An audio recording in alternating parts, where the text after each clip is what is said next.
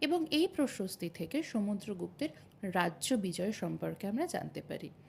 সমুদ্রগুপ্তের এলাহাবাদ প্রশস্তির পর অপর একটি গুরুত্বপূর্ণ প্রশস্তি হল চালুক্যরাজ দ্বিতীয় পুলকেশীর উদ্দেশ্যে উৎকীর্ণ আইহোল প্রশস্তি। এটি উৎকীর্ণ করেছিলেন তাঁরই সভাকবি রবিকীর্তি। আইহোল প্রশস্তির পর অপর একটি গুরুত্বপূর্ণ প্রশস্তি হল নাসিক প্রশস্তি।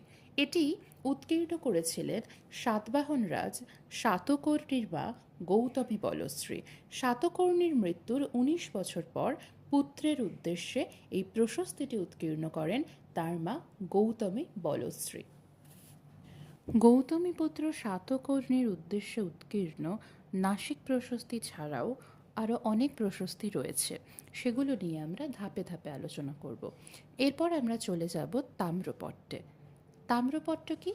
তাম্রপট্ট হল তামার ফলকে উৎকীর্ণ রাজার আদেশ।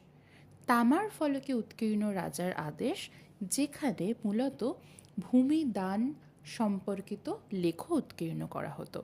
এই তাম্রপট্ট যখন একজনকে একাধিক দেওয়া হতো, সেগুলি ধাতব আংটার সাহায্যে আটকানো থাকত।